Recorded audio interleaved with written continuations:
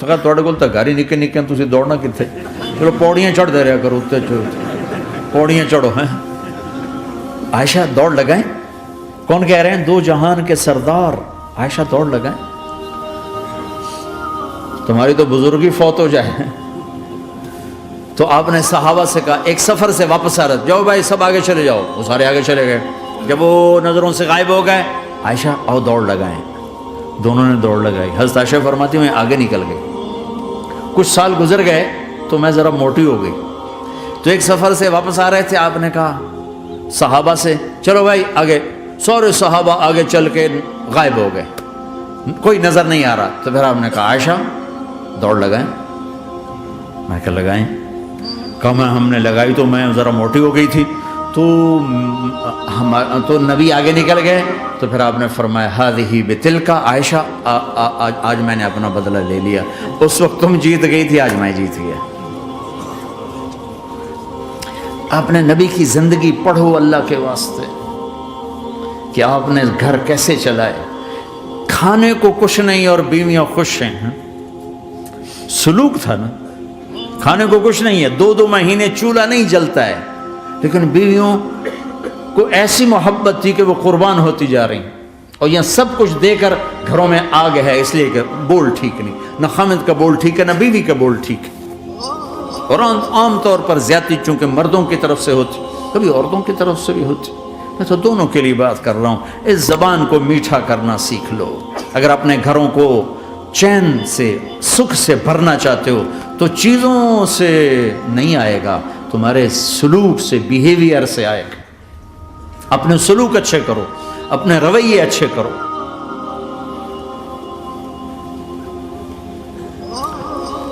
مسجد نبوی میں حبشہ کے لوگ، ایتھوپیا، وہ کر رہے تھے چھوٹے چھوٹے خنجر، اس کے ساتھ نا وہ رقص کر رہے تھے، تو حضرت عائشہ کے کان میں آواز پڑے، کہ یا رسول اللہ میں نے دیکھنا ہے۔ تو کوئی ہمارے جیسا ہوتا کہتا تو لایا نہیں کرتی، فضول کام دیکھتی، تو نبی کی بیوی کو چل بیٹھ قرآن پڑھ، چل مصلی پہ بیٹھ جا، چل تسبیح پڑھ، تجھے خیال کیسے آیا، دنیا میں دین مٹ رہا ہے، تمہیں خیال کیسے آیا کہ تو تماشا دیکھتی ہے؟ آپ نے کہا آؤ دیکھتے ہیں۔ خود آپ دروازے میں کھڑے ہو گئے اور عائشہ کو پیچھے کھڑا کر لیا۔ تو عائشہ رضی اللہ فرماتی میں آپ کے پردے میں کھڑی ہو کر میں دیکھتی رہی یہاں تک کہ آپ تھک گئے، ہمارے نبی تھک گئے، اور تھک کے نا کبھی یوں ہو جاتے، یوں ہو جاتے، ایک پاؤں کا سارا، پھر کہنے لگے عائشہ بس نہ کریں، میں نے کہا نہیں ابھی میرا دل نہیں بھرا، کہا اچھا ٹھیک ہے، پھر کبھی یوں ہو رہے ہیں، کبھی یوں ہو رہے ہیں، کبھی یوں ہو رہے ہیں، کبھی یوں ہو رہے ہیں۔ حضرت عائشہ کہتے ہیں جب میں نے کہا بس، پھر آؤ واپس آ، یہ میرے نبی کی زندگی ہے۔ تم لان تان سے زندگی بنانا چاہتے، ساس سسر بہو پر بیٹے سے بھی زیادہ حق جتانا چاہتے، یہ عام معاشرے کی بات بتا رہا ہوں، بہت تباہی ہے۔ میں تو مسائل سن میں نے تو اب اس دفعہ یہ ارادہ ہے کہ اب میں فون چھوڑ دوں گا، نہیں رکھوں گا، کہ میرے اندر ہمت ہی نہیں رہی کہ میں گھروں کے مسائل، میرا کلیجہ پھٹنے کو ہو، ایسے ظلم ہیں، ایسے ظلم ہیں، ہمارا سسرالی معاشرہ بڑا ظالم ہے، بڑا ظالم، 99.99% ظلم ہے۔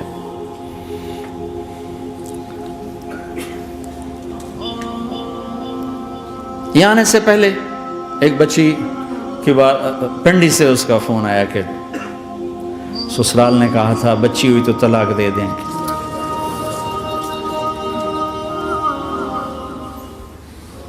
بچی ہو گئی، میں نے ہاتھ جوڑے، پاؤں پکڑے، میرا کیا قصور ہے، اللہ کی تقدیر ہے، طلاق دے دی، نکال دیا گھر سے۔ حج میں 2 بچہ بچی ساتھ تھے ابھی میرے حج میں، تو وہ 22-23 سال کا بچہ تھا، اتنے سال کی بچی تھی، تو وہ میرے ساتھ حج میں اکٹھے تھے، تو ہم عرفات میں تھے، تو وہ بچہ میرے پاس آ گیا اور کہا بس مولانا میں اپنے گھر سے بڑا تنگ ہوں، اور میں نے فیصلہ کیا میں جاتے اپنی بیوی کو طلاق دے دوں گا۔ میں نے کہا شادی کتنا عرصہ کا؟ 3 سال۔ میں نے کہا بیٹا ایسا نہ کرو، میں جب حج سے ہم واپس جائیں گے نا عزیزیہ میں، تو تم دونوں میاں بیوی میرے پاس آنا۔ تو ہم جب واپس گئے تو میں نے پہلے اس کی بچی کو بلایا، اب وہ خود ہی ملنے آ گئی کہ میرے کچھ مسائل ہیں۔ پھر اس نے بیچارے نے اپنا دکھڑا شروع کیا، تو کہا جی 1 سال بچہ نہیں ہوا تو میری ساس نے مجھے اتنا ذلیل کیا، سسرال نے، یہ تو بانجھ ہے، یہ تو بانجھ ہے، اس کا تو ہونا ہی نہیں ہے، اور اتنے تانے کہ میرے ماں باپ بھی رو رو برا حال، میرا رو رو برا حال۔ پھر آخر یہ ہوا کہ چلو میڈیکلی دیکھا جائے، ٹیسٹ کیا گیا تو فالٹ بچے میں نکلا، میں تو کلیئر تھی، تو پھر میری ساس کی ٹیپ بدل گئی۔ تو تقدیر ہے، تقدیر میں لکھا تھا ایسے ہی، تقدیر ہے، تقدیر ہے، اب تقدیر آ گئی، اللہ کی رضا پہ پہلے اس کو ذلیل کیا ہوا تھا، اور جب بیٹے میں فالٹ نکلا تو اب یہ تو تقدیر ہے، تو اللہ کی رضا پہ راضی ہو جائے۔ یہ چھوٹے چھوٹے مسائل۔ اچھا میں نے تھوڑی سی ان سے سٹنگ کی، تو ابھی میں اس سے فون سے ان ٹچ ہوں کہ کہیں یہ پھر بے وقوفی نہ کر بیٹھے۔ کہا مولانا ہمارا گھر سکھی ہو گیا پر ماں باپ دونوں ناراض ہو گئے۔ میں نے ان کی ناراضگی کی فکر نہ کر، انہیں راضی کرنا تیرے ذمے، تیری بیوی کے ذمے نہیں ہے، تو اپنا حسن سلوک باقی رکھ۔ اس حد تک یہ ہمارے گھروں میں جو نہ جاننے کی وجہ سے دیکھو تمہارے یہاں ٹریفک کا سسٹم کتنا اچھا ہے، 10,000 گاڑیاں چل رہی ہوں، ٹریفک بلاک نہیں ہوتی، چل رہی ہوتی، چونکہ ہر آدمی اپنی لائن میں چل رہا ہے۔ اور ہمارے پاکستان میں 10 گاڑیاں کٹھی ہو کے سر پھنسا کے کھڑی ہو جاتی ہیں، ساری رات کھلوتے رہتے ہیں، راہ نہیں دیندے، کھلوتے ہیں کئی دفعہ، او تو ہٹ، او تو ہٹ، او تو پیچھے ہو، تو پیچھے ہو، 200 گاڑیاں ادھر، 200 ادھر۔ یہ چونکہ میں روز سڑکوں پہ چلتا ہوں، روز یہ تماشا دیکھتا ہوں۔ اگر تم اپنی لائن میں رہو تو کوئی فساد ہی نہیں، جب تم اپنا بیریئر کراس کرتے ہو پھر فساد شروع ہو جاتا۔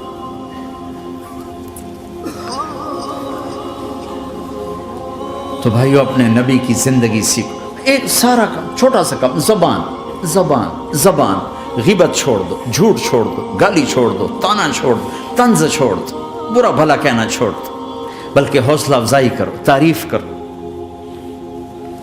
ایک ہماری دھوبن تھی ماسی شریفہ، مرحوم 85 میں فوت ہوئی، سن 85، بہت لڑاکی تھی۔ تو وہ آگے ایک دن میری بہن کے پاس کہنے لگی بی بی میری نوہ میرے نال بڑا لڑتی آپ تھی، میں نے کوئی تویز دے ساریا میری نوکر بن جائے۔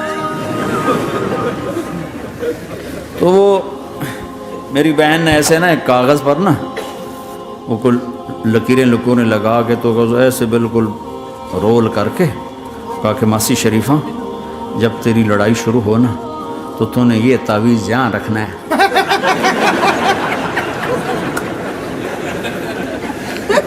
اور اس کو گرنے نہیں دینا، اگر یہ گر گیا تو بڑا فساد ہو جائے گا۔ اب کیا چکر تھا، وہ چپ کرانا تھا اس کو، لڑائی تو ساری اس کی تھی۔ ہفتے کے بعد وہ آگے بی بی تو تا ایسا تویت دکھتا ہے ساری لڑائی مک گئی، کیوں جو ماسی شریفہ آپ چپ ہو گئی، یا وہ شروع ہوتے وہ ایسے کر کے بیٹھ جاتی، لڑائی ختم۔ تو میں سب کو یہ تعویذ دے کے جا رہا ہوں، جب تمہاری لڑائی شروع ہو تعویذ یہاں رکھ لینا، بولنا نہیں، دیکھنا چند دنوں میں تمہارے گھروں میں محبت کے پھول کھلے۔ یہاں بہت زیادہ طلاق بڑھ چکی ہے، تھوڑے دنوں میں طلاق جو ایک دوسرے کی برداشت نہیں ہے۔ یہ میرے نبی کی زندگی ہے، برداشت کرو۔ دوسری بات میرے نبی نے فرمایا میرے بیٹے انس تمہیں ایک عظیم سنت بتاؤں، عظیم حدیث کا اسلوب یہ نہیں، میں اس کو زیادہ واضح کرنے کے لیے اس کا تھوڑا سا اسلوب بدلا ہے، مطلب ایک ہی ہے۔ میرے بیٹے انس تمہیں حدیث پڑھ سناتا ہوں، یا بنی ان استطعت ان تصبح وتمسي وليس في قلبك غش لاحد فافعل، ثم قال وذلك من سنتي ومن احب سنتي فقد احبني ومن احبني كان معي في الجنہ۔ اس کو میں یوں بیان کرتا ہوں، میرے بیٹے انس تمہیں ایک عظیم الشان سنت بتاؤں، ذالکہ کا ترجمہ، میں تمہیں ایک بہت بڑی سنت بتاؤں، بہت بڑی سنت۔ ہم تو صرف ابھی نیچے نیچے چل رہے ہیں. میرے نبی نے کہا بڑی سنت بتا. کہا یا رسول اللہ کیا؟ کہا صبح شام اپنے دل کو لوگوں کے بغض سے صاف کر دیا کر، صاف کر دیا کر، صاف کر دیا کر. جس گھر کو صبح شام صاف کیا جائے کتنا وہ چمکدار ہو جائے گا. جس کپڑے کو صبح شام دھویا جائے، پریس کیا جائے، کتنا چمکنے لگ جائے گا. تو دل بھی ایک گھر ہے، دل بھی ایک کپڑا ہے، اس پر داغ لگتے ہیں. جب میں کسی کے ساتھ نیگیٹو ہوتا ہوں تو اس کا اثر اس کے دل پہ جاتا ہے. تو میرے نبی نے فرمایا بیٹا چونکہ بہت زیادہ آندھی بہت زیادہ ہے تو صرف ایک دفعہ جھاڑو دینا کافی نہیں ہوگا، صبح بھی جھاڑو دینا ہے اور شام کو بھی جھاڑو دینا ہے. اور رات کو سونے سے پہلے یہ کہہ کے سویا کرو یا اللہ میں نے سب کو معاف کیا. کوئی معافی مانگنے آ جائے تو دیر نہ کرنا، فوراً معاف کرنا. اور تم سے خطا ہو جائے تو معافی مانگنے میں دیر نہ کرنا. کوئی تم سے زیادتی ہو جائے تو معافی مانگنے میں دیر نہ کرنا. اور تم پر زیادتی کر کے کوئی معافی مانگنے آ جائے تو معاف کرنے میں دیر نہ کرنا. اللہ کی رحمت تمہیں ایسے چھاؤں میں لے لے گی. دل کو صاف رکھو، بے حساب جنت میں جاؤ گے، بغیر حساب جنت میں جاؤ گے. دلوں کو صاف کرنا سیکھ لو. اپنے دل کو جھاڑو سے دیکھو نا، اگر ہم اپنے گھر کو صاف نہیں کریں گے تو کتنا گندا ہو جائے گا، اور صاف کریں گے تو چمکدار ہو جائے گا. دل تمہارا گھر ہے، اس کو اللہ نے اپنے لیے پسند کیا ہے، اس کو صاف کرو صبح بھی شام بھی. یا اللہ میں کسی سے ناراض نہیں. اگر تم اس مجمع میں ایسے لوگ بیٹھے ہو جو کسی سے تم بولتے نہیں ہو، بھائی بھائی ہے، دوست ہے، میاں ہے، بیوی ہے، چاچا ہے، بھتیج، آپس میں اگر تم کٹے ہوئے ہو، ہاتھ جوڑتا ہوں اٹھتے ہی صلح کر لو. چونکہ میرے نبی کا فرمان ہے جب دو مسلمان آپس میں لڑ پڑیں اور بات نہ کریں تو اللہ ان کے سارے عمل مردود کر دے. تو کہتا جب تک یہ صلح نہیں کریں گے ان کا کوئی عمل قبول نہیں ہے. تو اپنے دل پہ پتھر رکھو، معاف کرو، خود جا کے معافی مانگو. چاہے جتنا اس میں تمہیں زور لگانا پڑے مانگو. اللہ کی قسم میرے نبی کا فرمان ہے معاف کرنے سے عزت گھٹے تو مجھ سے لے لو. معاف کرنے سے عزت نہیں گھٹتی.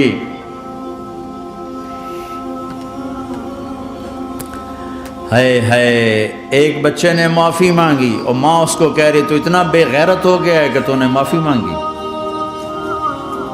اگر ماں کہہ رہی تو اتنا بے غیرت ہو گیا تو نے معافی مانگی. ماؤں کا یہ سبق ہوگا تو اولاد کیا کرے گی. آپ سوئے ہوئے ہیں، سفر میں ہیں، میرے نبی ایک بدو آیا، غورس اس کا نام تھا، غورث. اس نے آپ ہی کی تلوار اٹھائی اور آپ کی پسلی میں ماری. آپ کی آنکھ کھلی تو تلوار لے کے کھڑا، من یمنعک منی، اب بول کون بچائے گا، تیار ہو یا؟ تو آپ ہنس پڑے. ہم نے کہا اللہ. وہ اللہ کہنا تھا کہ تلوار اس کے ہاتھ سے گر گئی. تو آپ نے اٹھا لی، آپ نے ایسے سیدھی کی. آپ نے کہا اب تمہیں کون بچائے گا؟ کہنے لگا مجھے تو ہی بچائے گا. تو آپ نے کہا کلمہ پڑھتے ہو؟ کہا نہیں پڑھتا. کہا جاؤ معاف کیا، جاؤ معاف کیا.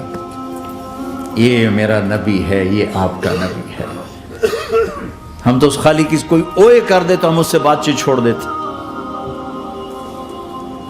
تو میرے بھائیوں میں نے بات لمبی کر دی، لیکن احباب جمع ہے میر حال دل کہہ لے، پھر التفات دل دوستاں رہے نہ رہے.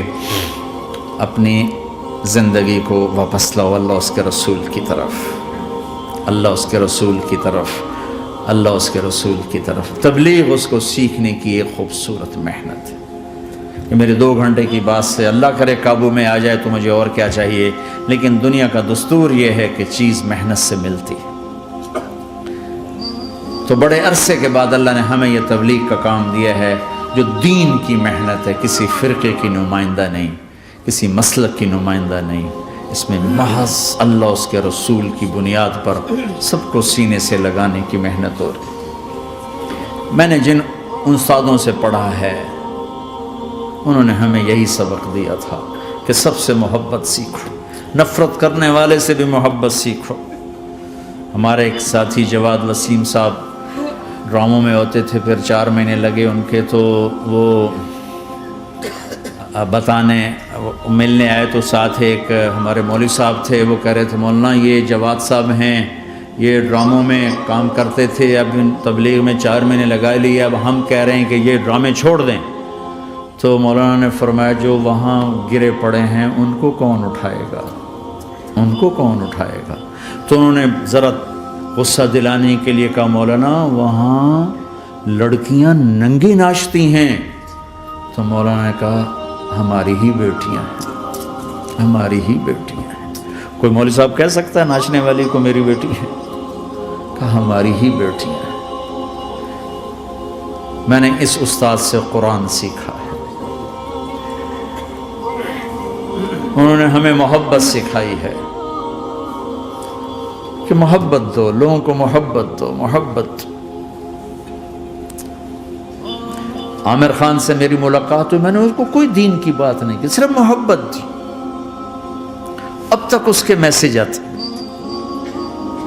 کہ میں زندگی میں کسی سے متاثر نہیں ہوا، تم پہلے آدمی ہو جس سے میں متاثر ہوں، میں نے کوئی جادو کیا، صرف محبت۔ لوگوں کو محبت دو، قریب ہوں۔ میں جب گیا بڑی مشکل سے اللہ نے، ملاقات کا کوئی راستہ ہی نہیں تھا، وہ مجھے نہیں جانتا تھا، میں اسے نہیں جانتا تھا، تو کوئی موقع نہیں مل رہا تھا ملاقات کا۔ تو اللہ نے شاہد آفریدی کو بھیج دیا۔ شاہد آفریدی اس کی دوستی تھی، ہمارا جو کرکٹر ہے۔ میں نے اس سے فون پر کہا یار میری ملاقات تو کرا، اس نے ملاقات کروائی۔ تو اس نے مجھے کہا آدھا گھنٹہ ہے، آدھا گھنٹہ۔ جب میں پہنچا میکسیمم پونا گھنٹہ، میں ٹھیک۔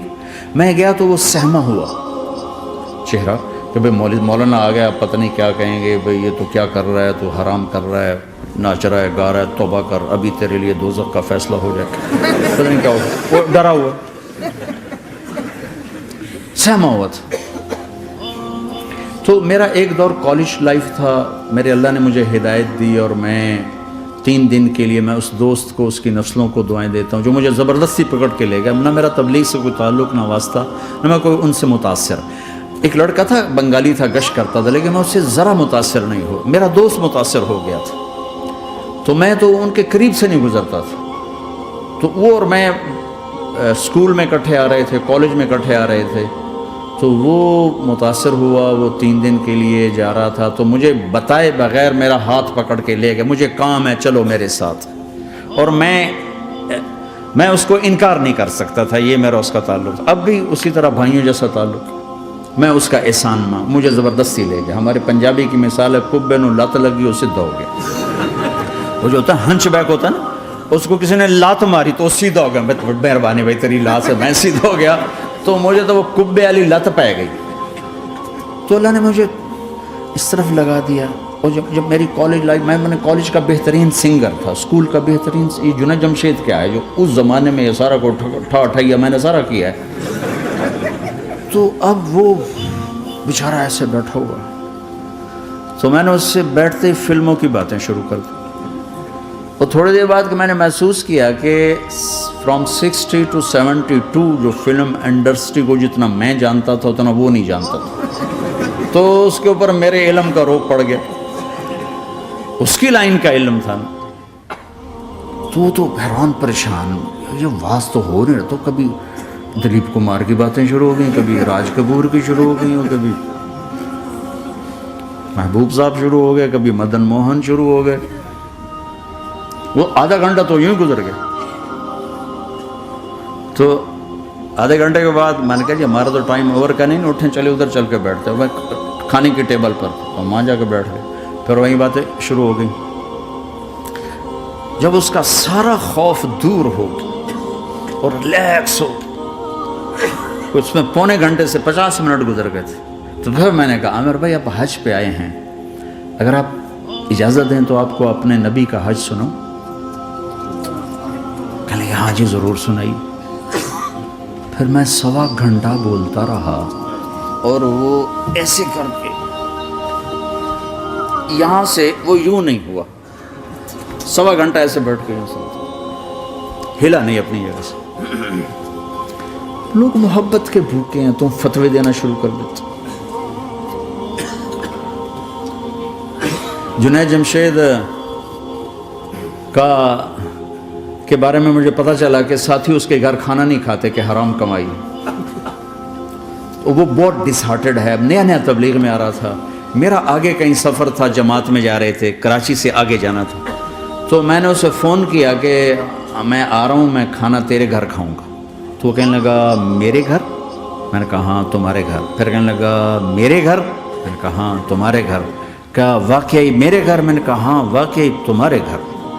کہا یہ تو میرا تو گھر تھا, کوئی نہیں کھانا کھاتا, کہتے حرام ہے. میں نے کہا میں اتنا بڑا مولوی نہیں ہوں, میرا گزارا ہو جائے گا.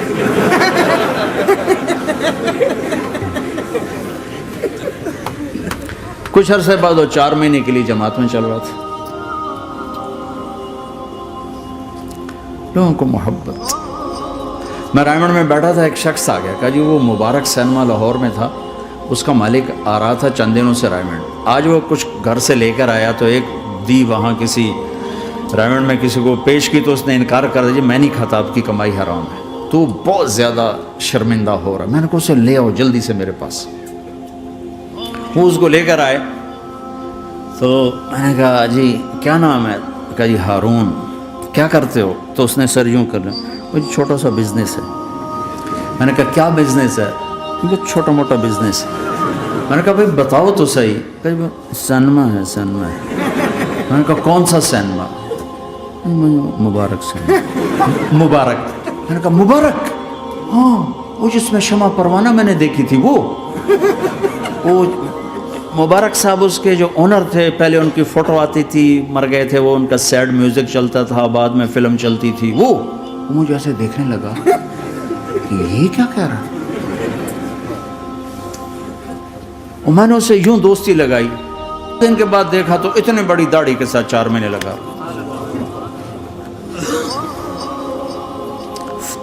لوگ فتوے دینے میں بڑی جلدی کرتے, بدگمان بڑی جلدی ہوتی. کسی میں 100 خوبیاں ہوں, ایک کمی ہو, ساری پہ کانٹا پھیر دیتے. میں اپنے ڈیرے میں تھا, ایک انجینئر پڑھا لکھا بڑا آ گیا. تم تبلیغ والے منافق ہو, تم تبلیغ والے جو ہے اوپر سے کچھ ہو اندر سے کچھ ہو, یہ کرتے شروع. میرے ڈیرے میں تھا, مجھے بولنا نہیں تھا, میرا مہمان تھا. مہمان تو جوتا بھی مارے تو ہمیں سہنے کا حکم ہے. میں چپ کر کے سنتا رہا. جب وہ سارا کچھ بول بیٹھا تو میں نے کہا بھائی صاحب اللہ تعالیٰ نے پرفیکشن نہیں مانگی, کاؤنٹنگ کہا ہے, کاؤنٹنگ کروں گا. 100 نمبر نہیں مانگے, کہا ہے میں کاؤنٹنگ کروں گا. اگر تمہارے 51 ہوئے تو باقی معاف کر دوں گا. تو جو گناہ عیب ثواب آپ بتا رہے ہیں, ممکن ہے اللہ معاف کر دے ان نیکیوں کی وجہ سے جو تبلیغ والے کر رہے ہیں. اور کسی کو برا کہنا یہ اپنے برا ہونے کی پہلی نشانی ہے. میرے نبی نے فرمایا کسی کے برا ہونے کے لیے یہی کافی ہے کہ دوسرے کو برا کہے. یہ میں اسے نہیں کہا, یہ ویسے آپ کو بتا رہا ہوں, اس کو یہ میں نے نہیں کہا, آپ سے عرض کر رہا ہوں کہ میرے نبی نے فرمایا کہ کسی کے برا ہونے کے لیے اتنا ہی کافی ہے کہ دوسروں کو برا سمجھے. میں نے کہا اللہ نے کاؤنٹنگ رکھی ہے, کاؤنٹنگ. اور میں نے کہا یہ جو حکومت پاکستان ہے یہ کوئی اتنی اچھی حکومت نہیں ہے, لیکن یہ بھی اپنے رعایا کے لیے اتنی رحم دل ہے کہ جو لڑکا 33 نمبر لے اس کو پاس کر دیتے ہیں. 67 نمبر نہیں لیے کوئی بھی نہیں کہتا کہ تو فیل ہے, سب کہتے تو پاس ہے, تو پاس ہے, تو پاس ہے. فیل ہونے کا تانا کوئی نہیں دے سکتا, پاس ہے. ٹھیک ہے. میں نے کہا اللہ اس حکومت پاکستان سے کروڑوں گنا زیادہ مہربان ہے. پتہ نہیں کون سی نیکی پہ مہربان اگر جاؤ, لیکن جو کہ مزاج بن گیا ہے تنقید. یہاں تک ایک کہنے لو جی دیکھو جی نور جہاں 27 رمضان مر گئی, شب قدر مر گئی. میں کہا اللہ تے کیس کرو, ہن جا اللہ تے مقدمہ کرو. بھائی نور جہاں 27 رمضان کو کیوں مر گئی؟ 27 رمضان کو کوئی آدمی اپنی مرضی سے مر سکتا؟ اتنی مقدس رات, اتنا مقدس دن, تو کوئی بات تو اللہ کو پسند آئی جو اس کی موت دی. لیکن ہماری عادت بن گئی کمیاں پکڑنا, ٹانٹنگ کرنا, چھلنی کر دینا سینہ. اپنے اب دھنی اپنی دھن, تجھے کیوں فکر ہے اے گل دلے صد چاک بلبل کی, تو اپنے پیرہن کے چاک تو پہلے رفو کر لے. کیوں اوروں کے عیب دیکھ دیکھ خود بھی اپنے غیظ و غضب میں اور اپنے حسد کا شکار اور کبھی بغض کا شکار. ارے اندھے بن جاؤ گا, مجھے کچھ نہیں نظر آتا, میں صرف خوبیاں دیکھوں گا, عیب نہیں دیکھوں گا. لوگوں کو قریب کرو, پیار کرو, محبت دو. بیوی خامند کو محبت دے, اظہار کرے. خامند بیوی کو محبت دے, اظہار کرے. میرے نبی نے فرمایا بیویوں کے لیے زیب و زینت اختیار کرو. میرے نبی نے فرمایا اپنی بیویوں کے لیے زیب و زینت اختیار کرو. اور عورتوں کو ترغیب دی, فرمایا ام سلمہ میرے لیے ایسے میک اپ کرتی ہے جیسے جنت کی حور اپنے خامند کے لیے میک اپ کرے گی. کیا خوبصورت زندگی بتائی. ہم عائشہ کو لقمے بنا بنا کے کھلاتے تھے. محبت تو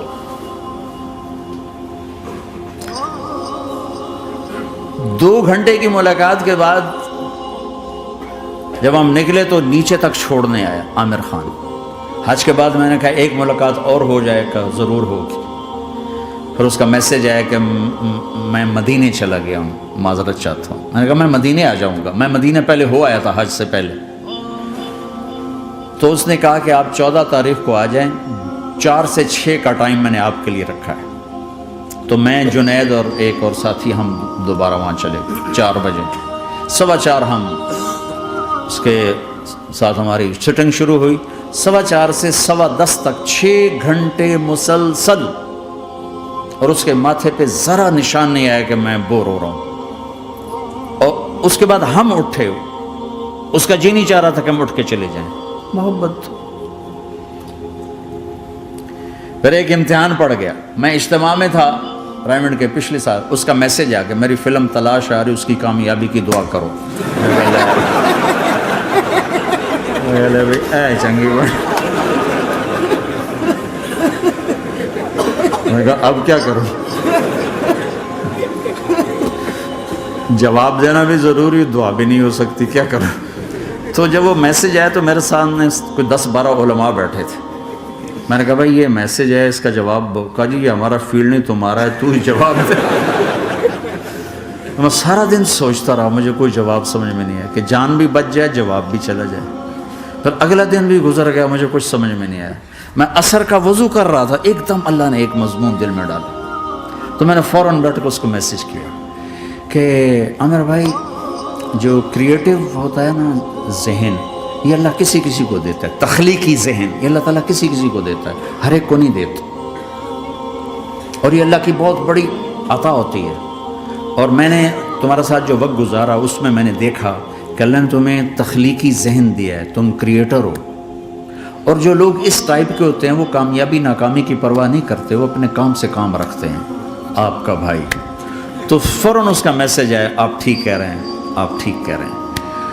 بات ہو گئی. پہ میں تھا ہانگ کانگ. میں نے وہاں سے اس کو میسج, دیکھو کسی مصروف آدمی کو براہ راست فون نہ کیا کرو, میسج کیا کرو کہ میں آپ کو فون کر سکتا ہوں, چونکہ میں اس کا بہت ستایا ہوا, بہت ستایا. اللہ کا فضل ہے میرا اکثر وقت مصروفیت میں ہوتا ہے. فون کرنے والے کو کیا پتہ کہ میں کس حال میں بیٹھا ہوں. اور جب میں فون نہیں اٹھاتا ہوں تو مجھے فوراً فتویٰ آتا ہے متکبر ہو گئے ہو, میں وزیر اعلیٰ نہیں اس لیے میرا فون نہیں اٹھا رہے ہو. میں سعید انور ہوتا, جنید جمشید ہوتا, میں شہباز شریف ہوتا, میں پتہ نہیں پرویز الہی ہوتا, تو پھر تو تم میرا فون اٹھاتے. اس قسم کے میسج آتے ہیں پھر جو انتہائی تکلیف دہ ہوتے. کسی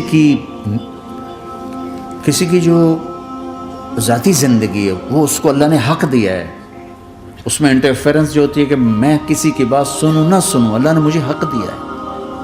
پھر خاص طور پر آپ فون کر رہے ہیں, آپ کو کیا پتہ کہ اگلا کہاں بیٹھا ہوا ہے.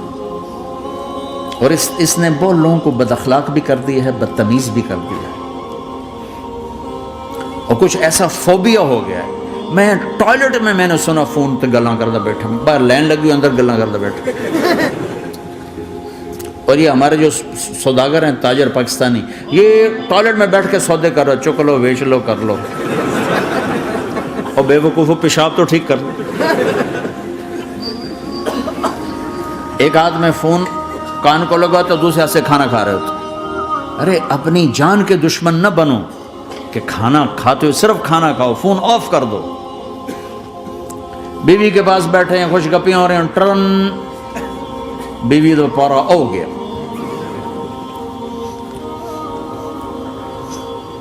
آپ ان سے سبق سیکھو جو ہفتہ اتوار چھٹی کرتے ہیں, واقعی چھٹی کرتے ہیں, فون بھی ان کا آف ہوتا. تمہیں کون سا ہابڑا پڑ گیا ہے کہ سوتے ہوئے بھی فون, بیوی کے پاس بیٹھے ہوئے فون. کسی کی نجی زندگی میں, پرائیویٹ زندگی میں اس قدر دخل اندازی, یہ بدتمیزی کی انتہا ہے. چونکہ میں اس کا دکھی ہوں, اس لیے مجھے نہیں پتا یہاں تمہارے یہاں کیا دستور ہے, لیکن میرے ساتھ یہی ہوتا ہے کہ ایک ایک نمبر سے 30 کالیں آ رہی ہوتی. ایک دفعہ میں بھول گیا, فون بند تھا, میں رات کو نفلوں میں تھا, جب سلام پھیر کے بستر پایا تو دیکھا 80 کال ایک نمبر سے آئی تھی, ایک نمبر سے 80.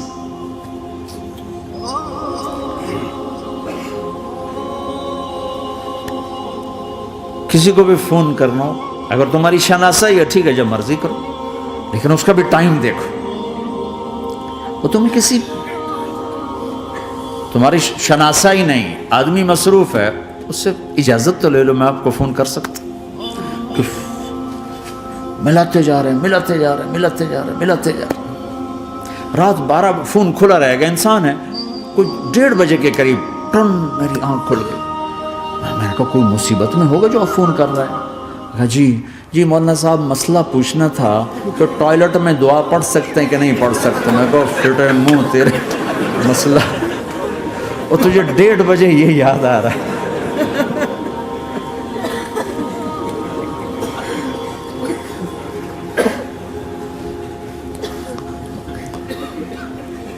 اس فون نے بہت دکھی کیا لوگوں کو. اس کے آداب سیکھو. جس دن چھٹی ہو فون بند کر دو, اپنے بچوں کے ساتھ رہو, بیٹھو فون بند کر دو, اپنے بچوں کو ٹائم دو, بیوی کو ٹائم دو, ان کا حق ہے یہ. وہ میرا بھائی ہارٹ اسپیشلسٹ ہے نا, وہ فون بند نہیں کر سکتا ہے کہ پتہ نہیں کب کوئی ایمرجنسی آ جائے کب. تو میں جب اس کے گھر ہوتا ہوں تو میں اپنی بھابھی بیچاری کی بے بسی دیکھتا ہوں. وہ لگی ہوتی ہے کبھی موڈ میں, کبھی ضرورت میں, اوپر سے ٹن تو بیچاری کا وہ پارا جاتا ہے. لیکن وہ بھی جانتی ہے کہ بیچارہ بے بس ہے, کہ چونکہ ہارٹ کا مرض ایسا ہے کہ ہر وقت ایمرجنسی ساتھ لگی ہوئی, تو انتہائی ڈسٹرب ہے بیچاری وہ خامد کے فونوں سے. تو میں نے اسے میسج کیا کہ میں طارق جمیل ہانگ کانگ میں آپ کو فون کر سکتا ہوں, میں آپ کو فون کر سکتا ہوں. میں ہمیشہ اسے, اب بھی میرا فون پہ رابطہ ہے, میں پہلے اسے میسج دیتا ہوں, میں آپ کو فون کر سکتا ہوں. اگر اس کا جواب نہ ہے پھر میں نہیں کرتا ہوں. کبھی وہ خود کر لیتا ہے, کبھی وہ میسج دے دیتا ہے کال کر لیں. تو تھوڑی دیر بعد اس کا فون آ گیا, کیونکہ میں اس وقت دلی میں ہوں, کانفرنس میں تھا, تو میں نے آپ کا میسج دیکھا تھا, میں اٹھ کے باہر آ گیا ہوں, ابھی آپ سے بات کر کے پھر میں جاؤں گا. تو اسے باتیں کرتے کرتے کہنے لگا آپ کی دعا سے میری فلم کامیاب ہو گئی. میں کہا یا اللہ میں کوئی نہیں کی تھی تینوں.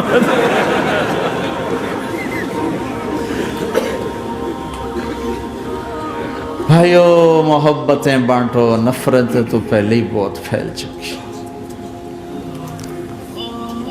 نشہ پلا کے گرانا تو سب کو آتا ہے, مزہ تو تب ہے کہ گرتے کو تھام لے سب. برے کو برا کہنا کون سا مشکل کام, برے کا ہاتھ پکڑ کر سینے سے لگانا, برائی سے نکالنا, کام تو یہ ہے.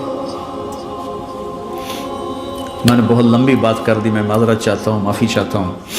مجمع بھی بہت زیادہ ہے, مستورات بھی ہیں, اور اس کے ذریعے سے آگے پتہ نہیں کہاں کہاں پیغام جا رہا ہے. اور ہر گھر کا یہ روگ ہے کہ دل پھٹے ہوئے ہیں, اور اس کے پیچھے 2 چیزیں, ایک زبان کا غلط استعمال ہے, ایک دل کا بغض ہے. 2 پہ قابو پا لو. زبان پہ قابو پانا سیکھ لو, چونکہ اونچ نیچ ہمیشہ رہے گی, اور اپنے دل کو بغض سے دھونا سیکھ لو. تو انشاءاللہ العزیز اللہ تبارک و تعالیٰ آپ کو یہاں بھی جنت کا مزہ چکھائے گا اور آگے بھی جنت عطا فرمائے گا. میں نے اپنی بیگم سے کہا کہ تیرے اخلاق کا پتہ چلے گا جب تو ساس بنے گی. ماں ہو کر تو ہر ماں بچوں پہ فدا ہوتی ہے. جس دن تو بہو گھر میں لائی اور اس کے ساتھ تو نے بیٹی والا معاملہ کیا تو پھر میں تیرے اخلاق کو سلام کروں گا. اور میں اللہ کا شکر ادا کرتے ہوئے کہہ رہا ہوں کہ اس نے اس کو تیسری بیٹی بنا لی. میری 2 بیٹے اس کو تیسری بیٹی بنا لی. اور میں نے اسے سمجھایا کہ دیکھو میرا اور تیرا یوسف کی بیوی پر کوئی حق نہیں. میرے بڑے بیٹے کا نام.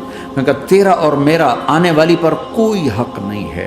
وہ ہمیں پوچھے اس کا احسان ہے, وہ نہ پوچھے تو کبھی اسے گلا نہ بنانا, کیونکہ اس کے ذمہ ہی کوئی نہیں. یوسف کے ذمہ ہے تیری میری خدمت کرے حال پوچھے, لیکن اس کی بیگم کے ذمہ تیرا اور میرا کوئی حق نہیں ہے. تو اللہ کے فضل سے اس کو نبھایا. میں تو ویسے ہی باہر رہتا ہوں بہت کم, میں تو اپنے بچوں کے پاس نہیں بیٹھتا ہوں, تو مجھے تو موقع نہیں ملتا ہے, لیکن اس نے اس کو نبھایا اللہ کے فضل و کرم سے. تو اپنے گھروں کو اگر خوبصورت بنانا ہے تو چیزوں سے نہیں بنتے گھر خوبصورت, رویوں سے گھر خوبصورت بنتے. ڈیلنگ سے, بول سے. میٹھا بول دلوں کو جیت لیتا ہے, اور ایک کڑوا بول دلوں میں آگ بھر دیتا ہے. تو میرے بھائیوں بہت بڑا مجمع ہے اور بیان بھی 2.5 گھنٹے تک ہو چکا ہے.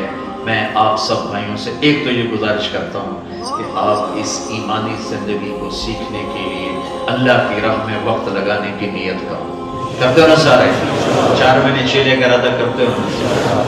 کون سال کے اندر اندر 4 مہینے چیلا لگا لے گا؟ سال کے اندر اندر کون لگا لے گا؟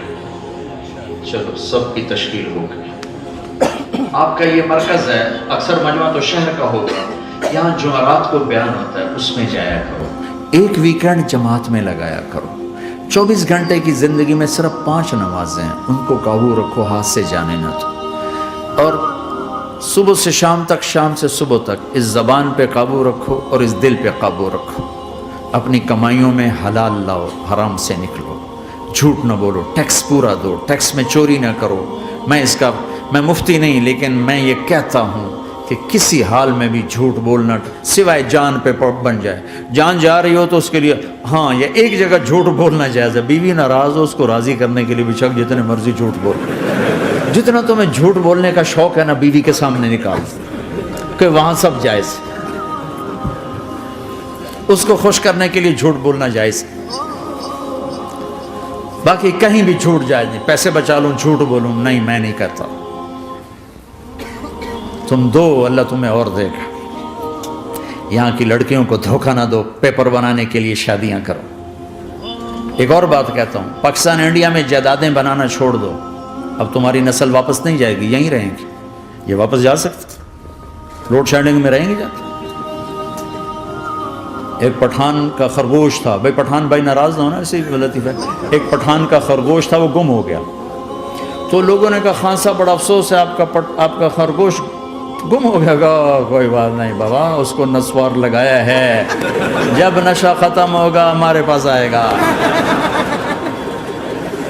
تو اب تمہیں یہاں کی سہولتوں کا نشہ لگ گیا, تم واپس جا سکتے.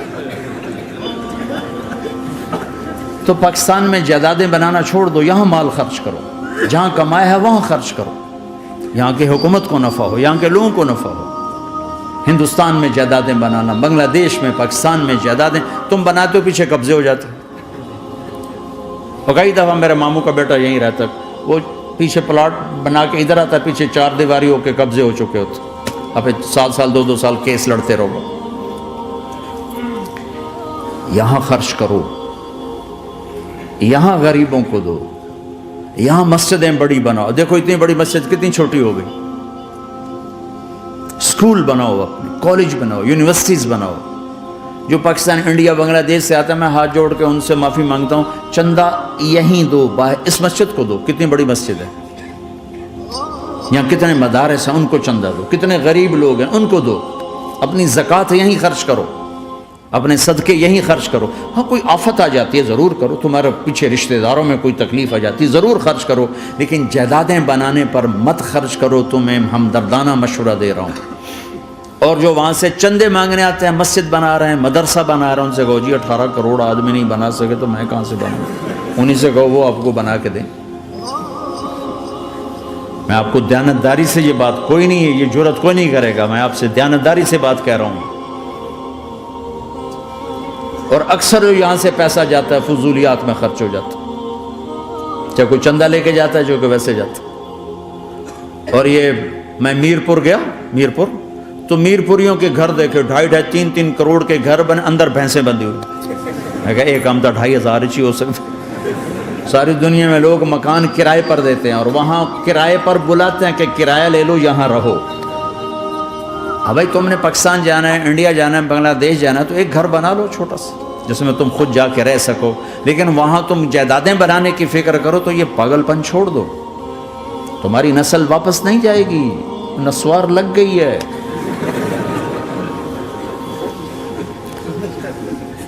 یہاں بجلی جاتی نہیں، وہاں بجلی آتی نہیں، پھر کیا کرو گے؟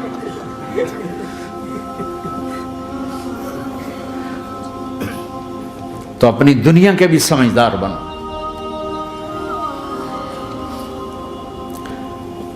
یہاں تمہاری نسل بڑھ رہی ہے، اللہ کا فضل ہے، مسلمان کی نسل میں بڑی برکت ہے۔ یہاں تو گاڑیاں ساری خالی جا رہی ہوتی ہیں، یا ایک ہوتا یا دو، یا ایک ہوتا یا دو۔ ہماری تو ہر گاڑی میں اللہ کے فضل سے پورا، بلکہ ڈگی میں بیٹھے ہوتے ہیں ہمارے بچے، کئی دفعہ یقین مانو، اور پی سی بھور بن، کتنی وہ بڑی جگہ اور کتنے وہ یعنی بڑے وہاں مہذب لوگ جاتے ہیں۔ ایک دفعہ وہاں کوئی میرا بیان تھا، میں گیا تو ایک گاڑی اندر داخل ہوئی، اندر بھی بچے بھرے ہوئے، ڈگی میں بھی بچے بھرے ہوئے۔ میں کہا شکر ہے ساڑی نسل تو ودوج ہو رہی۔ تو ان کے لیے اسکول بناؤ، ان کے لیے مدرسے بناؤ، ان کے لیے کالج بناؤ، ان کے لیے مسجدیں بناؤ، ان کے لیے مکتب بناؤ، یہاں خرچ کرو۔ پیچھے جو جائے گا وہ ضائع ہو جائے گا، یا تمہارے عزیز رشتہ دار قبضہ کر جائیں گے۔ ہاں وہاں کوئی تمہارے ماں باپ ہیں، عزیز ہیں، بیمار ہیں، غریب ہیں، ان کی مدد کرو، لیکن اپنی جائیدادیں بنانے میں پیسہ ضائع کرنا، تمہیں کچھ نہیں تمہارے ہاتھ آئے گا۔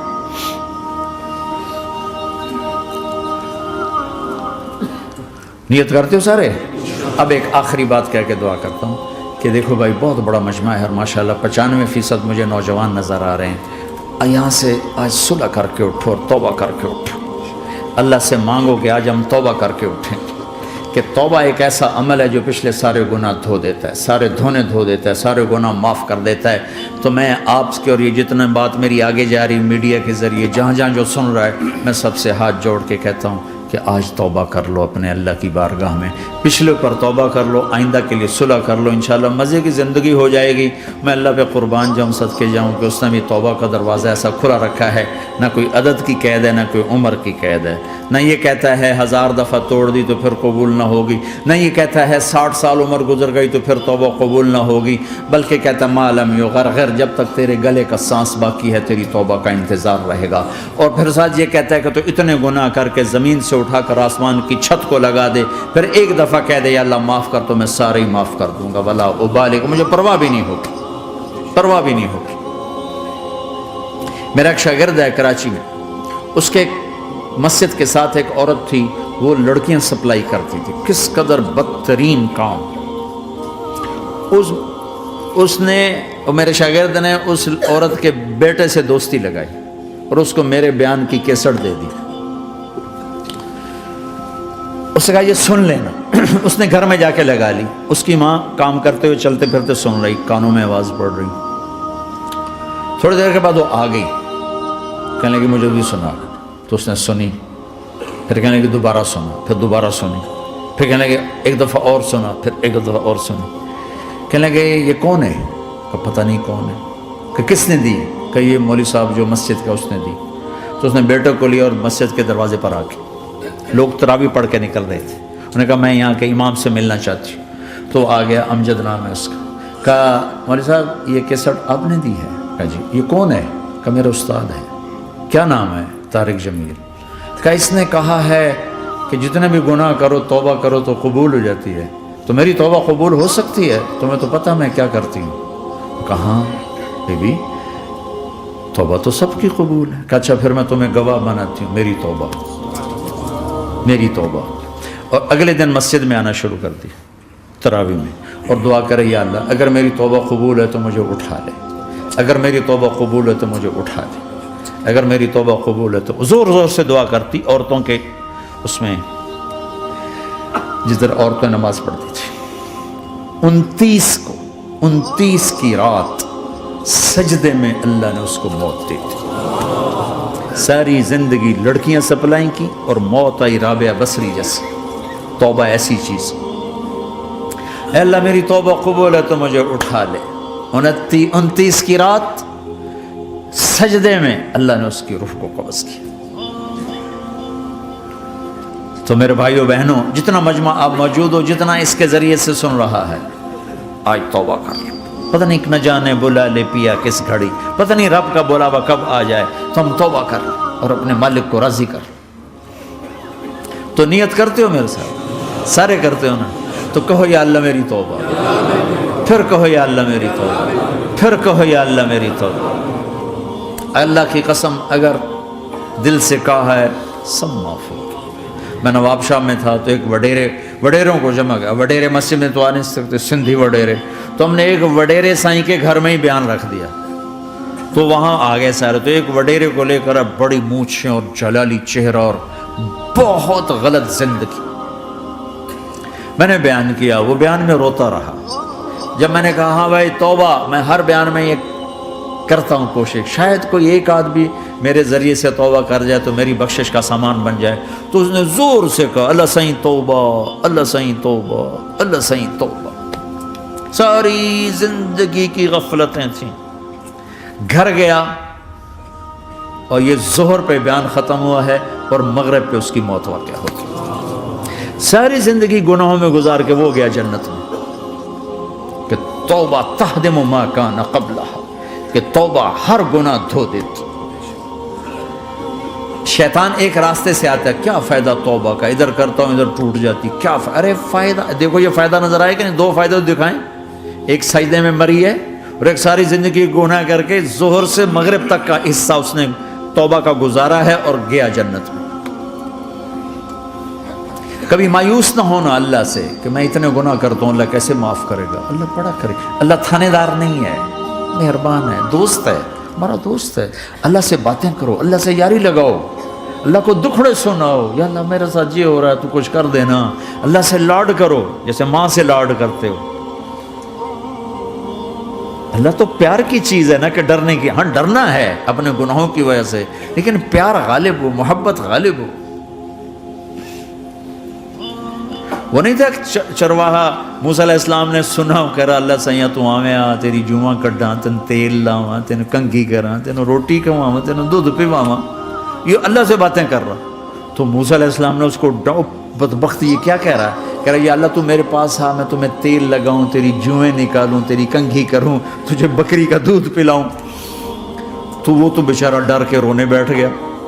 جب موسیٰ علیہ السلام طور پر آئے تو موسیٰ علیہ السلام سے اللہ نے کہا موسیٰ تو نے تو میرا یار ہی مجھ سے دور کر دی، مجھے تو اس کی باتیں بڑی اچھی لگتی تھی، تو نہیں یہ کیا، جا اس کو خوش کر کے آیا جیسے ناراض کر کے آیا۔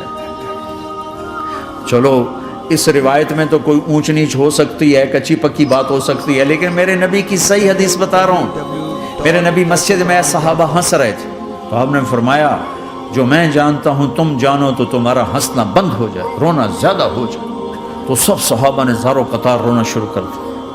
آپ یہ کہہ کر واپس مڑے، دروازے تک نہیں پہنچے تھے کہ جبریل آ گئے کہ میرے محبوب تو نے میرے بندوں کو اتنا زیادہ ڈرا دیا مجھ سے، جا واپس جا، جیسے رولایا ہے ایسے ہی ہنسا کے آ۔ اللہ پاک تو ہمارے مالک خالق، ہمارے مہربان ہیں۔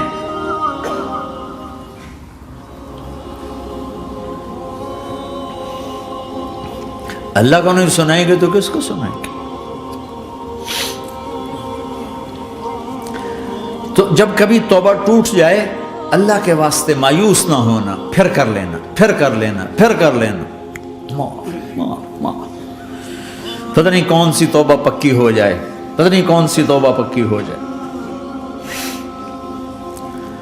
تو نیت کرتے ہو سارے بھائی؟ اب بہت بڑا مجمع آئے ہو، چھوٹا سا 2 چھوٹے سے تبلیغ کے کام، ایک جمعرات کو مرکز میں جاؤ، ایک 3 دن ہر مہینے لگاؤ، ہر مہینے کسی بھی جماعت کے ساتھ چلے جاؤ، تو انشاءاللہ آپ کو فائدہ ہوگا۔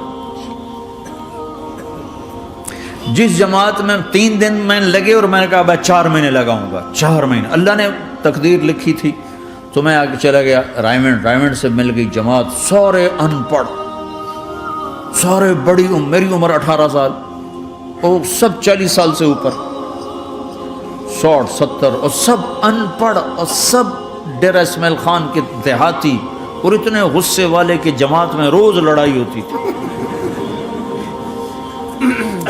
ایک آدمی چائے نہیں پیا کرتا تھا تو وہ روزانہ کہتا چائے کیوں بنائی ہے، میری چوانی واپس کرو، 4 آنے میرے واپس کرو، تو 4 آنے روزانہ واپس لیتا تھا، باقاعدہ 4 آنے اس کو روزانہ واپس کیے جاتے تھے کہ میں چائے نہیں پیمڑی، میری چوانی واپس کرو۔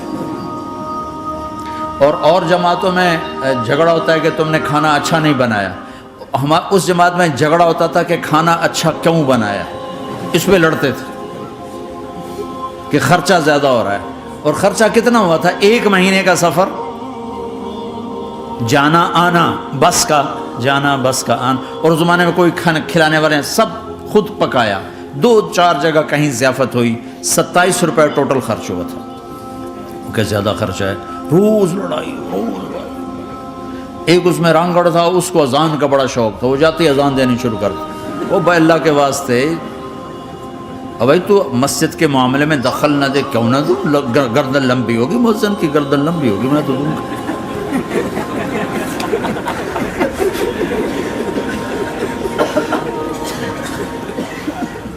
وہ امیر بھی چٹا ان پڑھ تھا، بالکل ان پڑھ، مطلب عجیب وہ نمونہ تھی جماعت، یعنی اس میں ہر ایسا ایلیمنٹ موجود تھا کہ میں بستر اٹھا کے بھاگ جاؤں، لیکن مجھے اسی سے فائدہ ہو کہ تبلیغ معلوماتی محنت نہیں ہے، تبلیغ صفات کو سیکھنے کی محنت، علم کو سیکھنے کے لیے مدرسے ہیں، علماء ہیں، تبلیغ تو صفات کو سیکھنے کی محنت، ایمان کسنا بنا۔ میں جب واپس آیا تو میں بیٹھا تھا مسجد میں، تو ایک شخص نے پوچھا آپ کہاں گئے تھے، کتنا سفر تھا، میں نے بتایا، کہنے کہا آپ نے کیا سیکھا؟ انہوں نے مجھ سے کہا آپ نے کیا سیکھا؟ میں نے کہا میں نے اپنی مرضی کے خلاف کرنا سیکھا۔ کہا ماشاءاللہ ماشاءاللہ، آپ نے بہت سیکھا بہت سیکھا۔ وہ ساری زندگی اس سے پہلے اپنی مرضی پہ گزری، اپنی چاہتیں، اللہ نے ماں باپ سے دیا ہوا بہت کچھ، لیکن جو میری بنیاد بنی وہ سفر تھا جس میں روز لڑائی ہوتی تھی۔ تو کسی بھی جماعت میں چلے جاؤ، ویکنڈ چلے جاؤ، یہ نہ دیکھو کون ہے کون، چلے جاؤ، اس جاننے میں اللہ کی ہدایت کا نظام چھپا ہوا ہے۔ اور تم میں کوئی 2 ایسے نہ ہو جو لڑے ہوئے ہیں، اٹھتے ہی صلح کرنا، میاں بیوی میں کھٹ بٹ ہے، اٹھتے ہی صلح کرنا، بہن بھائی لڑے ہوئے ہو، ماں باپ سے لڑے ہوئے ہو، اٹھتے ہی صلح کرنا۔ جو صلح کرنے میں پہل کرے گا اللہ کا محبوب بن جائے گا۔ شیطان پرانا کھلاڑی ہے نا کوئی، اور ہے بھی تجربہ کار، گول بھی بڑے ٹھگا ٹھگ کرتا ہے، نہیں؟ وہ روزانہ اپنی میٹنگ بلاتا ہے، میٹنگ، ہاں بھائی کیا کیا؟ تو کہتے ہیں جی زنا کرایا، تو ایسے بیٹھا رہتا ہے یوں سر جھکا کے، چوری کرائی،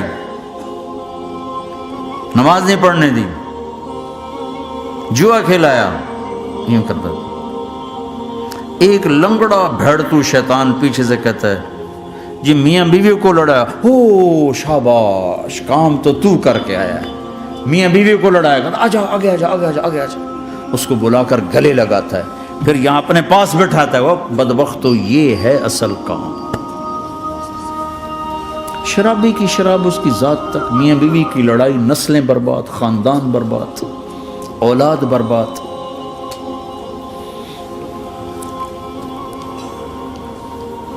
تو آپس کا معاشرہ بناؤ، اسلامی معاشرہ بناؤ، محبت والا، درگزر والا، ایک دوسرے کی تعریف کرو، ایک دوسرے کو گفٹ دو، ہدیہ دو۔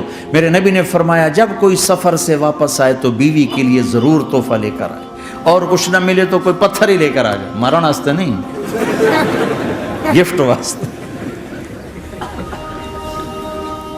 اور بیوی سے اللہ کے نبی نے کہا جو بیوی اپنے خامند کو ویلکم کرتی ہے دروازے پر خوشی کے ساتھ، تو اس کو اللہ کی راہ میں جہاد کرنے والے کا آدھا اجر ملتا ہے۔ صرف مسکرا کے دیکھ، اندر وڑو تو منہ تے 12 وجے منتے، اپنے تو 24 وج جاندے۔ کبھی بیوی خامند کو تانا نہ دے، خامند بیوی کو تانا نہ دے، پیار محبت کے انداز میں بات کرو جو دلوں میں۔ اولاد کو بھی ایسے ڈانٹ ڈپٹ، یہاں تو ویسی ڈانٹ ڈپٹ نہیں ہے، لیکن میرے نبی کا طریقہ بھی یہ نہیں ہے۔ نیت کرتے ہو انشاءاللہ، درشی پڑھو۔ اللہم لک الحمد کما انت اہلہ، فصل علی محمد کما انت اہلہ، وفعل بنا ما انت اہلہ، انک اہل التقوی و اہل المغفرہ۔ اے میرے مولا، تیرے ماننے والے بندے بندیوں کا جمع غفیر ہے، بہت بڑا مجمع ہے میرے اللہ، اس غفلت کی جگہ میں یا اللہ یہ تیرے نام لینے والے جمع ہوئے ہیں، تو بھی نظر کرم فرما، نظر کرم فرما، نظر کرم فرما، محبت کی نکاح دے، محبت کی نکاح دے، محبت کا معاملہ فرما۔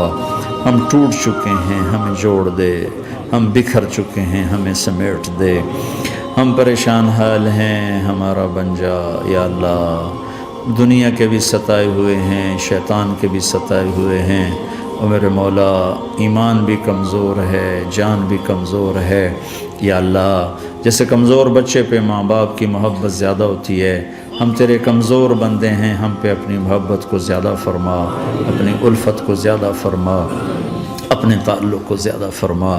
یہ مجمع پتہ نہیں کہاں کہاں سے تیری محبت میں آیا ہے، مستورات بھی مرد بھی، 3 گھنٹے بیٹھے بیٹھے یا اللہ تیری محبت میں بیٹھے ہیں، نہ کوئی پیچھے سیاست کی غرض ہے، نہ کوئی کسی مال کی غرض ہے، نہ کوئی آہ واہ کی غرض ہے، سب تیری محبت میں آئے۔ اے میرے مولا، تو ہم سب کے دلوں کو اپنی محبت کے لیے قبول فرما لے، قبول فرما لے یا اللہ۔ تجھ سے دور ہو کر بہت دکھ دیکھے ہیں، تیری نافرمانیاں کر کے بہت دکھ دیکھے ہیں، اے میرے آقا، اے میرے مالک، اے میرے مالک۔ پتہ نہیں کب تیرا بلاوا آ جائے، تیری عزت کی قسم ہم یہ غفلت کی موت نہیں مرنا چاہتے، ہم یہ غفلت کی موت نہیں مرنا چاہتے، لیکن میرے مولا نفس ہمارے اوپر غالب ہے، ہم سے طاقتور ہے، ہمیں گرا دیتا ہے۔ ہم ہر دفعہ توبہ بھی کرتے ہیں، پکی نیت بھی کرتے ہیں، لیکن یا اللہ یہ نفس ہمیں گرا دیتا ہے، شیطان اوپر گرا دیتا ہے۔ اے میرے مولا، اے میرے آقا، ہم پہ نظر کرم فرما۔ جیسے ٹانگوں سے کمزور چلتا ہے تو گر جاتا ہے، ایسے ہی ہم ایمان کے کمزور ہیں، 4 قدم آگے چلتے ہیں تو 50 قدم پیچھے جا گرتے ہیں۔ ہر دفعہ تجھ سے وعدہ کرتے ہیں، پھر ہر دفعہ توڑ کے بیٹھ جاتے ہیں۔ اے رب کریم ذوالجلال اللہ، اے مہربان کریم حنان منان اللہ، آج ہم تیری بارگاہ میں توبہ کر رہے ہیں، تو ہمیں نظر محبت دے دے، نظر عنایت دے دے، اس دل کو قبول فرما لے، ان قدموں کو، ہاتھوں کو، آنکھوں کو قبول فرما لے، ان میں سے ہر کمی نکال دے، ہر گناہ نکال دے یا اللہ۔ ہماری جسمانی کمیاں بھی دور کر دے، ہمارے سر سے لے کر پاؤں تک، ہمارے سر کے دماغ کے یا اللہ فطور نکال دے، بیماری نکال دے، آنکھوں کا غلط دیکھنا نکال دے، آنکھوں کی بیماری نکال دے، کانوں کا غلط سننا نکال دے، کانوں کی بیماریاں نکال دے یا اللہ۔ یا اللہ ہاتھ کی، پاؤں کی، دل کی، سینے کی، پھیپھڑے کی، گردوں کی، ہڈیوں کی، گوشت کی، پوست کی، کھال کی، یا اللہ ہر قسم کی بیماریوں سے ہمیں نجات عطا فرما دے یا اللہ۔ اس مجمع کی حفاظت فرما، ان کی نسلوں کی حفاظت فرما۔ جو ہمارے بچے اس ماحول میں گم ہو گئے ہمیں واپس عطا فرما دے، جو بچیاں اس ماحول میں گم ہو گئیں ہمیں واپس عطا فرما دے، اور جو تیرے دین پر جمع ہوئے ہیں انہیں ہمت عطا فرما، انہیں روشن نشان بنا، انہیں مشعل راہ بنا، انہیں ہدایت کا نمونہ بنا، ان کو ہدایت کا چلتا پھرتا یا اللہ نمونہ بنا دے، ہدایت کا سورج بنا دے یا اللہ۔ سچائی ہمارا زیور بنا دے، سچائی ہمارا حسن بنا دے، اپنے اور اپنے حبیب کی محبت ہمارے دل کا وظیفہ بنا دے، اپنے حبیب کی محبت ہمارے دل کا وظیفہ بنا دے یا اللہ۔ ہم سب سے راضی ہو جا، اس مجمع سے راضی ہو جا یا اللہ۔ ہم نے توبہ کی ہے، اس پہ ہمیں پختہ فرما دے یا اللہ۔ اس مسجد کو آباد فرما، ہماری مساجد کو آباد فرما، ہمارے مدارس کو آباد فرما، مکاتب کو آباد فرما. جیسے نسل بڑھ رہی ہے ویسے دین کی ضروریات بھی بڑھ رہی ہیں، انہیں اپنے غیب سے پورا فرما، انہیں اپنے غیب سے پورا فرما، انہیں اپنے غیب سے پورا فرما. یا اللہ ربنا آتنا فی الدنیا حسنہ وفی الآخرۃ حسنۃ وقنا عذاب النار. وصلی اللہ تعالی علی النبی الکریم. آمین برحمتک یا ارحم الراحمین. السلام علیکم.